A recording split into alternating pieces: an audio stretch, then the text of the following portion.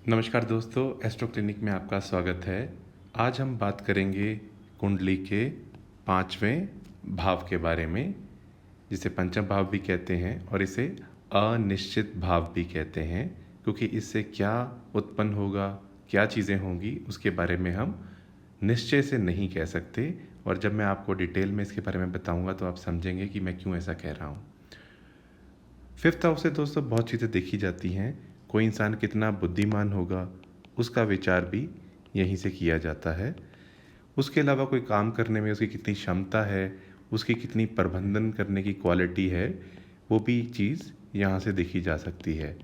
यानी मान लीजिए अगर किसी आपने कोई प्रोग्राम कराना है या कोई फंक्शन करना है, तो कई लोग बहुत इजीली सब चीज़ें मैनेज कर लेते हैं और कई लोगों को छोटा सा कार्य भी करने में, जैसे गेट टुगेदर करने में भी बहुत प्रॉब्लम होती है। तो प्रबंधक का जो काम होता है वो भी यहीं से विचार किया जाता है। एजुकेशन आपकी कैसी होगी वो भी यहीं से देखा जाता है, और ये बहुत ही इंपॉर्टेंट होती है आज की डेट में। जब अगर आप एजुकेटेड नहीं हैं तो आगे नौकरी कौन सी करनी है, तो वो बहुत मायने करता है। दोस्तों वहीं पे कोई इंसान कितना नीतिमान है या कूटनीति यूज़ करता है, उस चीज़ का विचार भी यहाँ से कर सकते हैं। वहीं संतान का विचार भी यहाँ से किया जाता है। संतान कितने होंगे, पुत्र होंगे, पुत्री होंगे, उनकी आयु क्या होगी, उनके कैरेक्टर कैसे होंगे, वो योग्य होंगे या नहीं योग्य होंगे। वैसे तो कई लोग सोचते हैं कि मैं इतने पैसे कमाऊंगा उसके बाद अपने बच्चों को दे दूंगा, लेकिन अगर संतान योग्य है तो वो खुद ही कमा सकते हैं, और अगर वो योग्य नहीं है तो आप जो मर्ज़ी कमा लीजिए, वो सब उड़ा देंगे। तो इसलिए इसको अनिश्चित स्थान भी कहा जाता है। संतान योग्य होंगे या नहीं होंगे उसका विचार भी यहाँ से कर सकते हैं। संतान का रूप रंग भी यहाँ से विचार किया जा सकता है।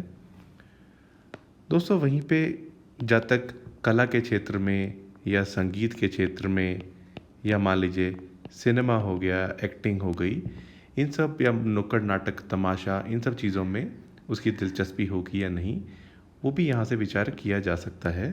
स्पोर्ट्स में वो कितना सक्सेसफुल होगा, वो भी यहाँ से विचार कर सकते हैं। तो दो चीज़ें होती हैं, एक तो कला और दूसरा उसका आनंद उठाना, यानी मनोरंजन करना। वो कई तरीके के हो सकते हैं। कोई इंसान को गेट टुगेदर करना पसंद है, पार्टी करना पसंद है, या हो सकता है ऐसे क्षेत्र जैसे धर्म के क्षेत्र में जाना है, आध्यात्म है, घूमना फिरना है, लोगों से मिलना है, तो उसकी अगर वो ये प्रायोरिटीज़ हैं तो उन सब का विचार भी यहाँ से कर सकते हैं। वहीं दोस्तों लॉटरी, स्टॉक मार्केट, जुआ हो गया, या कई लोग जो रेस होती हैं घोड़े की, जैसे हॉर्स रेसेस बोलते हैं, उनमें पैसे लगाते हैं, कार्ड्स खेलते हैं, तो उन सब चीज़ों का भी विचार यहाँ से किया जाता है। यानी बिना ज़्यादा मेहनत किए हुए भी धन प्राप्त हो, उस चीज़ का विचार यहाँ से कर सकते हैं। एजुकेशन के बारे में मैं आपको बता ही चुका हूँ, कहाँ तक पढ़ेगा, कितना सफल होगा, इंटेलिजेंट कितना होगा, ये चीज़ यहाँ से विचार की जाती है।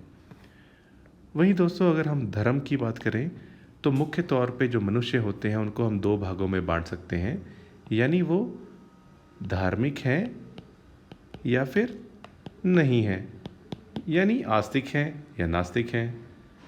तो इस चीज़ का भी विचार यहाँ से किया जा सकता है। धर्म के प्रति कोई इंसान कितना रुचि लेगा, उस चीज़ का विचार यहाँ से कर सकते हैं।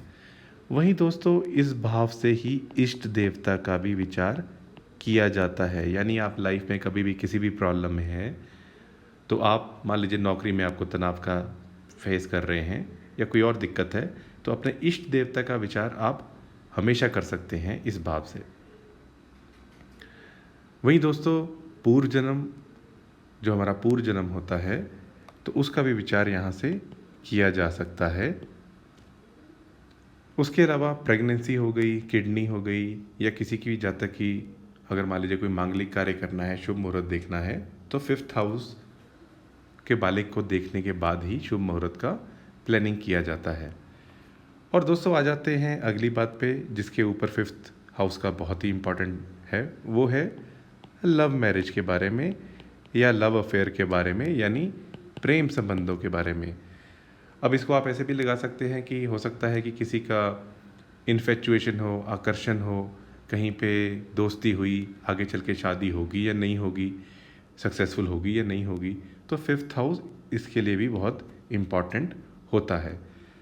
तो दोस्तों, अगर हम समरी में बात करें तो हम कह सकते हैं कि कोई इंसान कितना इंटेलिजेंट होगा, कार्य करने की कितनी क्षमता होगी, उसके अंदर प्रबंधन क्वालिटी होगी या नहीं, कितनी एजुकेशन ले पाएगा, नीति या कूटनीति हो गई, संतान के बारे में हो गया, मनोरंजन, कला, संगीत, सिनेमा इत्यादि की बात हो गई।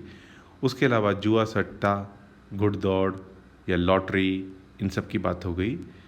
उसके अलावा इष्ट देवता के बारे में, किसी के ऊपर कितनी देवताओं की कृपा है उसके बारे में, प्रेम संबंधों के बारे में, समझदारी, पूर्व जन्म के बारे में, वहीं पे प्रेगनेंसी के बारे में, किडनी के बारे में, और मांगलिक कार्य जैसे यज्ञ करना है या प्रेम विवाह करना है, इन सब चीज़ों का विचार 5th हाउस से किया जाता है।